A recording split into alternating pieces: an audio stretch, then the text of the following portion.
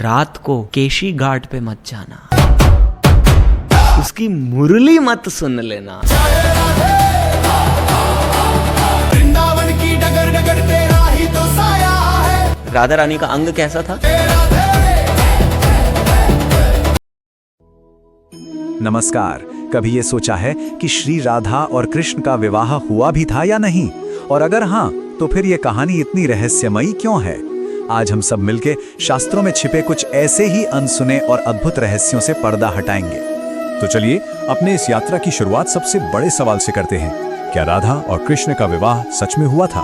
और अगर जवाब हाँ है, तो फिर इसे दुनिया की सबसे बड़ी प्रेम कहानी का सबसे बड़ा रहस्य बनाकर क्यों रखा गया? देखिए, इन दिव्य कथाओं की गहराई में उतरने से पहले ना एक चीज समझनी बहुत जरूरी है, और वो है भक्ति का भाव।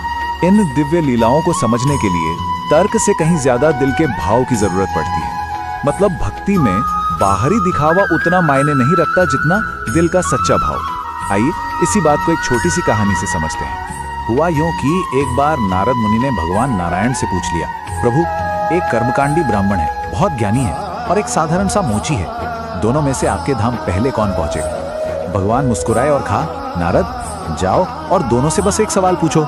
जब दोनों से पूछा गया कि भगवान अभी क्या कर रहे हैं, और बताया गया कि वो एक सुई के छेद से हाथी निकाल रहे हैं, तो ब्राह्मण हंस पड़ा, बोला ये तो असंभव है। लेकिन उस मोची ने यह सुनते ही तुरंत विश्वास कर लिया। वो बोला, अरे मेरे प्रभु तो एक नन्हे से बीज में बरगद का इतना विशाल पेड़ समा सकते हैं, तो उनके लिए सुई के छेद से हाथी निकालना कौन सी बड़ी बात है? तो सबसे अहम बात यही है कि भगवान भावग्राही जनार्दन है। मतलब वो तर्क या ज्ञान नहीं देखते, वो तो बस भक्त के मन में छिपे शुद्ध भाव और अटूट विश्वास को देखते हैं।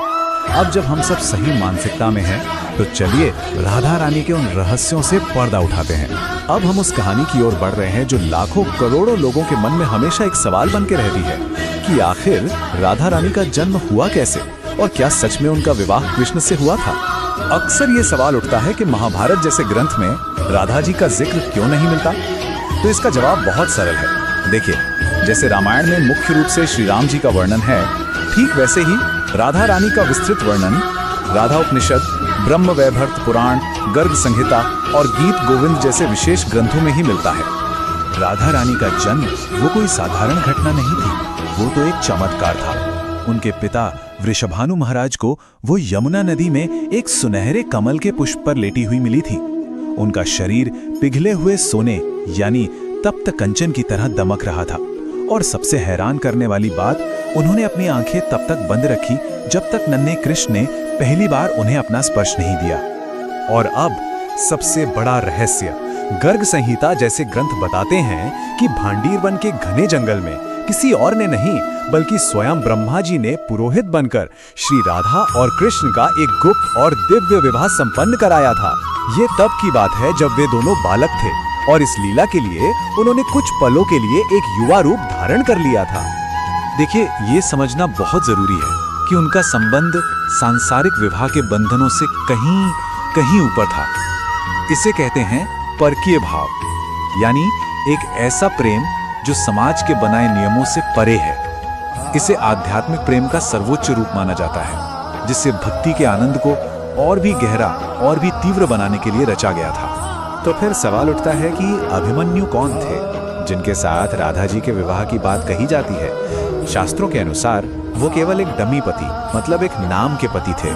उन्हें इस दिव्य नाटक में सिर्फ इसलिए शामिल किया गया था ताकि परकीय भाव का जो रस है वो और भी बढ़ सके। और इस पूरी लीला का जो सार है वो सच में बहुत शानदार है। वो ये है कि राधा और कृष्ण असल में दो हैं ही नहीं, वे एक ही आत्मा हैं जो प्रेम की लीलाओं का आनंद लेने के लिए बस दो शरीरों में प्रकट हुए हैं। ठीक वैसे ही जैसे सूर्य और उसकी रोशनी को कभी एक दूसरे से अलग नहीं किया जा सकता। चलिए अब मन से वृंदावन चलते हैं और ये जानते हैं कि वहाँ की जो सबसे पवित्र मूर्तियां हैं, जिन्हें हम विग्रह कहते हैं, वो कैसे बनी और वो कृष्ण के असली स्वरूप का राज कैसे खुलती है। कथा ये है कि कृष्ण के परपोते वज्रनाभ ये जानना चाहते थे कि उनके परदादा असल में दिखते कैसे थे, तो उन्होंने उत्तरा से, जिन्होंने कृष्ण को देखा था, उनका वर्णन करने को कहा। उनके वर्णन के आधार पर स्वयं विश्वकर्मा जी ने 3 विग्रह बनाए। पहले राधा मदन मोहन जिनके चरण हूबहू कृष्ण जैसे थे। दूसरे राधा गोपीनाथ, जिनका वक्षस्थल एकदम मिलता था। और तीसरे राधा गोविंद, जिनका चेहरा मुखारविंद बिल्कुल कृष्ण जैसा था। लेकिन फिर इतिहास ने एक बहुत ही क्रूर मोड़ लिया। साल था 1670। मुगल सम्राट औरंगजेब ने वृंदावन पर हमला कर दिया।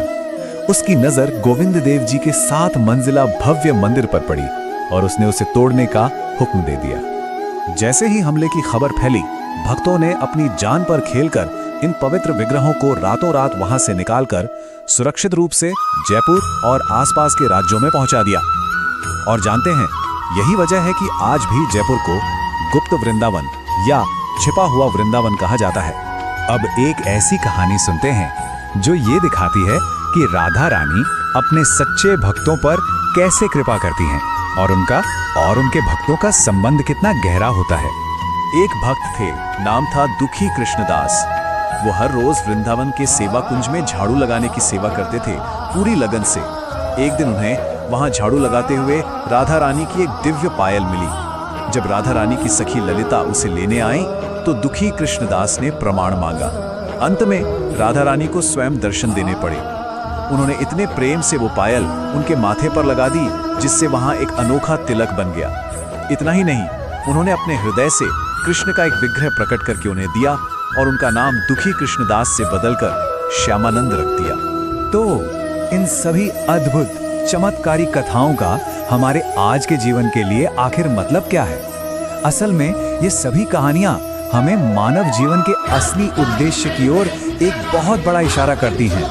हमारे शास्त्र कहते हैं कि अगर हम सब केवल खाने, सोने और काम करने के लिए ही जीते हैं तो फिर हम में और एक जानवर में कोई खास फर्क नहीं रह जाता। मानव जीवन का असली मकसद तो ये जानना है कि हम कौन हैं, हम कहां से आए हैं और हमारे जीवन का परम लक्ष्य क्या है। और कलयुग के इस मुश्किल समय में भगवान से जुड़ने का सबसे सरल और सबसे शक्तिशाली मार्ग बताया गया है हरे कृष्ण महामंत्र का जप करना। इस मंत्र में जो हरे शब्द है वो राधा रानी की शक्ति का आह्वान है और कृष्ण स्वयं भगवान का नाम है। एक बात याद रखने वाली है, ये मंत्र सिर्फ कुछ शब्द नहीं है, ये तो आध्यात्मिक जगत से आने वाली एक दिव्य ध्वनि है। ये राधा और कृष्ण की साक्षात उपस्थिति है जिसमें हमारे दिल को पूरी तरह से साफ कर देने की शक्ति है।